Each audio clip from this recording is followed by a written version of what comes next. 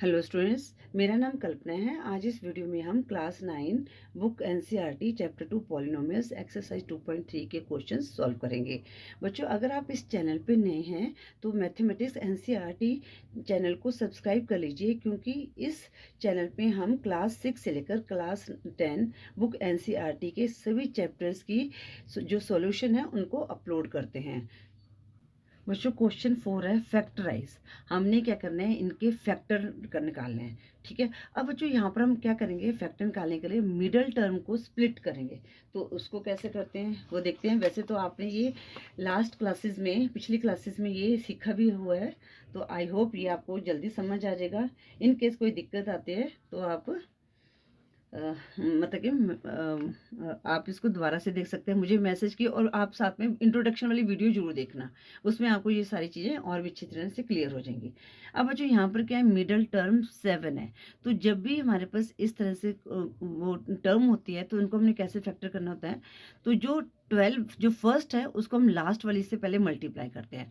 अब 12x² को हमने 1 से मल्टीप्लाई किया तो हमारे पास क्या आया, 12x² आ गया। ठीक है। अब हमने यहाँ पर क्या करना है, जो ये टर्म है 12x² है, और यहाँ पर हमारे पास क्या है, -7x है। तो हमने ऐसे फैक्टर बनाने हैं -7x के, जिनको प्लस या माइनस करने पर 7x आए और मल्टीप्लाई करने पर 12x कराए। और बच्चों, अगर आपको देखो डायरेक्ट बना सकते हैं तो वेल एंड गुड, आप अच्छे बना सकते हैं। अगर नहीं बना सकते हैं, देखो अब यहाँ पर क्या है, अब पहले तो 12 किसके होता है, 4 3 12, और 4 में 3 को हम ऐड करें तो हमारे पास क्या आता है, 7 आ सकता है। ठीक है। अगर आपको इस तरह से बना सकते हो तो बना लीजिएगा। ठीक है। अगर नहीं बना सकते तो आपने क्या करना है, यहाँ पर क्या है, 12 है, 12 को इस तरह से फैक्टर बनाना है। 2 6 12, 2 3 6। ठीक है। अब हमारे पास क्या आ गया, 2 2 4, तो आपने देखा 4 3 12 हो गया। तो 4 + 3 7 भी होता है। ठीक है। इस तरह से हमने बना देने हैं। अगर 3 2 6 है तो 6 2 12 तो आता है, पर 6 + 2 कितना आता है, 8 आता है, तो उसको नहीं हम ले सकते। तो इसी तरह से एक हमारे पास इस तरह से करने से हिंट मिल जाता है। ठीक है। तो मैं आपको इसी मेथड से इसको एक्सप्लेन करूंगी। तो बच्चों यहाँ पर क्या है, -7 है, तो हम क्या करेंगे, -4 -3। ठीक है। तो हमारे पास क्या आ जाएगा, 7 आ जाएगा। अगर हम -4 को मल्टीप्लाई -3 कर देंगे तो हमारे पास क्या आ जाएगा, +12 आ जाएगा। तो हम क्या लिखेंगे, 12x² एज इट इज, और यहाँ पर लिखेंगे -4x -3x, और यहाँ पर हम 1 ही लिखेंगे। ठीक है। ये हमने फैक्टर बनाने के लिए हमने इसको मल्टीप्लाई किया था फर्स्ट टर्म को। अब बच्चों यहाँ पर हम क्या करेंगे, हमारे पास एक ये टर्म बन गई, एक ये टर्म बन गई। अब इनमें से हमने कॉमन को चूज करना है। तो यहाँ पर क्या, 4 के टेबल में 12 आता है, 4 आ गया। अब बच्चों यहाँ पर क्या, x² और x है, तो x को भी हम कॉमन ले सकते हैं। 4 3 कितना हो जाता है, 12, और एक x यहाँ पर कट गया, क्योंकि x² है, पावर डिवाइड कर रहे हैं तो पावर जो है माइनस हो जाती है। 2 में से 1 माइनस किया तो 1 पावर आ गई, तो 3x आ गया। माइनस का साइन, 4x से 4x कट गया तो यहाँ पर 1 आ गया। ठीक है। अब यहाँ पर देखो कोई कॉमन नहीं है, तो यहाँ पर हम माइनस का साइन लगाएंगे तो 1 को कॉमन ले लेंगे, और यहाँ पर 3x है, और यहाँ पर प्लस है, यहाँ पर माइनस का साइन आ जाएगा। तो अब हम इसके बना लेंगे, एक ये पेयर बन गया क्योंकि ये तो कॉमन हो गया। ठीक है। तो 3x - 1 तो हो गया, तो यहाँ पर दूसरा फैक्टर क्या आना है, 4x - 1। ये हमारा आंसर आ गया। है ना क्वेश्चन इजी। आई होप ये आपको क्लियर हो गया होगा। अब हम करते हैं पार्ट 2।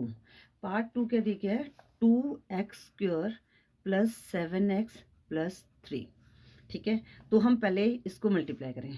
2x² को 3 से मल्टीप्लाई किया तो हमारे पास 6x² आ गया, और यहाँ पर हमारे पास क्या है, 7x है। ठीक है। तो अब इसके हमने फैक्टर बनाने हैं। तो इसके फैक्टर कैसे बनेंगे, तो बच्चों यहाँ पर हमारे पास ये 6 है, इसके बनाए तो 2 3 6, 1 3 3। तो हमारे फैक्टर क्या बन गए, 2 × 3 × 1, ये 3 1 3, सॉरी 3 × 1। तो अब यहाँ पर आप देखोगे 3 2 6 × 1, तो यहाँ पर हमारे पास 6 × 1 है, तो 6x² आ गया, हमारे पास 6x आ जाएगा। और अगर यहाँ पर हम +6 + 1 करते हैं तो हमारे पास 7 आ जाएगा। ठीक है। तो यहाँ पर क्या आ जाएगा, 2x² + 6x + 1x + 3। ठीक है ना, क्योंकि हमारे पास देखो यहाँ पर 6 आना चाहिए और जब इनको ऐड किया तो 7 आ गया। अब इनमें से हमने कॉमन ले लिया 2x, तो यहाँ पर 2x से 2x कट गया तो यहाँ पर x रह गया, प्लस 2 3 जा 6, x से x कट गया और यहाँ पर कॉमन क्या है, +1 आया, तो हमारे पास क्या आ गया, x + 3, तो क्या आ गया 2x + 1 x + 3, ये हमारा गया 2 है, उसका आंसर हमारे पास क्या है 2x + 1 और x + 3। ठीक है, अब हम करते हैं पार्ट थर्ड। तो बच्चों यहाँ पर भी सबसे पहले क्या करेंगे, हम जो फर्स्ट टर्म को है लास्ट टर्म से मल्टीप्लाई करेंगे। बच्चों एक चीज़ और मैं बताना चाहती हूँ, जो हमारी जो पावर है ना वो हमारा हमेशा डिसेंडिंग ऑर्डर में होनी चाहिए। मतलब कि सबसे पहले अगर हमारे पास क्वेश्चन उल्टा पुल्टा होता तो पहले हमने पावर्स को अरेंज करना है। जैसे x की पावर 2 लिया, यहाँ पर x की पावर 1 है और यहाँ पर हमारे पास सिर्फ कॉन्स्टेंट है। ठीक है, ऐसे हमारे पास होनी चाहिए टर्म, तभी हम इसको सॉल्व कर सकते हैं। अब 6x² को हमने 6 से मल्टीप्लाई किया तो 36x² आ गया। ठीक है, और यहाँ पर हमारे पास क्या है 5 है। अब हम इसके फैक्टर बनाते हैं। 6 को करेंगे 2 1 ज़ा 2, 2 8 ज़ा 16, 2 9 ज़ा 18, 3 3 ज़ा 9। ठीक है, अब आपने हमें क्या चाहिए, मल्टीप्लाई करने पर 36 चाहिए और ये ऐड या माइनस करने पर 5 चाहिए। ठीक है, तो अब हमारे पास है यहाँ पर 2 2 ज़ा 4, 4 3 ज़ा कितना होता है, नहीं 2 2 ज़ा 4, 4 3 ज़ा 12, और 12 में से 3 माइनस किया तो हमारे पास 9 आया, ये नहीं हो सकता।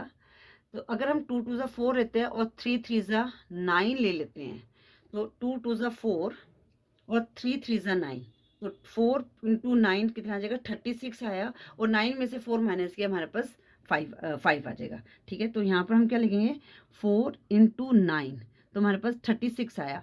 अब यहाँ पर क्या है, प्लस का साइन है। बच्चों यहाँ पर एक चीज़ है, ये साइन भी लेना है हमने, -36 आना चाहिए, तो हम क्या करेंगे माइनस माइनस। अब यहाँ पर एक एक डिजिट हम प्लस का ले लेंगे, एक माइनस का ले लेंगे। अब यहाँ पर भी एक चीज़ का ध्यान रखना है, यहाँ पर क्या है +5 है, तो हमारे पास जो बड़ा वाला डिजिट के 9 है उसके साथ प्लस का साइन होना चाहिए और छोटे वाले डिजिट के साथ -4 होना चाहिए। ठीक है, तो यहाँ पर 9 में से 4 माइनस किया तो हमारे पास +5 आया, तो इसलिए साइन का भी थोड़ा सा ध्यान रखना है आपने। और यहाँ पर 9 4 ज़ा 36 होता है और प्लस माइनस माइनस हो गया, तो हमारे पास क्या आ गया 6x² + 9x - 4x + 5, ये हमारे पास आ गया,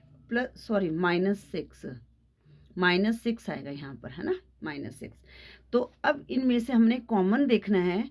ठीक है, तो यहाँ पर कॉमन क्या होगा बच्चों, 3 के टेबल में 6 भी आता है, 9 भी आता है, और दोनों के साथ x है तो x को भी हम कॉमन ले लेंगे, तो 3 2 ज़ा 6 और x से x कट गया तो x रह गया, प्लस 3 3 ज़ा 9, तो ये x से x कट जाएगा। अब यहाँ पर भी क्या कॉमन आ रहा है, 2 कॉमन आ रहा है, -2 लेंगे। अब यहाँ पर 2 2 ज़ा 4, तो यहाँ पर 2x आ गया। अब यहाँ पर minus plus minus minus plus हो गया और 2 3 ज़ा x आ गया, 2 3 ज़ा 6 आ गया। ठीक है, तो 3x - 2 ये दोनों कॉमन है, तो इसको हम एक ले लेंगे। तो जो पार्ट 3 है उसका आंसर क्या है, 3x - 2 2x + 3, ये हमारे इस इक्वेशन के जो है पॉलिनोमियल के फैक्टर बन गए। अब हम पार्ट 4 करते हैं। पार्ट 4 क्या है, 3x² - x - 4। अब इसको ध्यान से करते हैं, तो हमारे पास क्या है 3x² को -4, हमने साइन का भी ध्यान रखना है। ठीक है ना, तो यहाँ पर कितना है -12x² आ जाएगा, और यहाँ पर क्या है -1 है। ठीक है, तो यहाँ पर हमारे पास क्या है -1 है, तो हमें क्या चाहिए कि यहाँ पर मल्टीप्लाई और करने पर 12 आए और प्लस या माइनस करने पर यहाँ पर 1 आए। ठीक है, अब आप 12 के फैक्टर बना सकते हैं इस तरह से करके, 2 6 ज़ा 12, 2 3 ज़ा 6।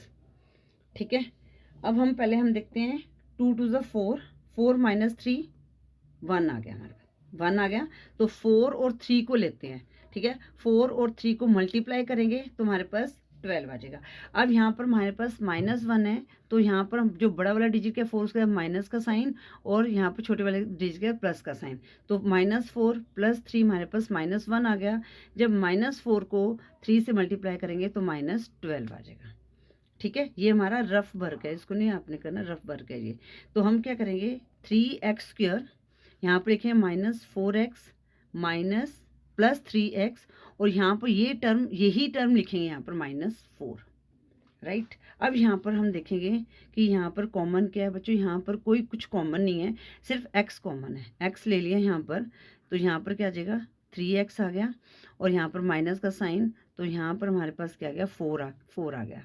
तो यहाँ पर प्लस, अब यहाँ पर कुछ भी कॉमन है तो 1 ले लेंगे, 3x - 4 आ जाएगा। ये दोनों कॉमन है, तो यहाँ पर x + 1, और ये बन गया 3x - 4।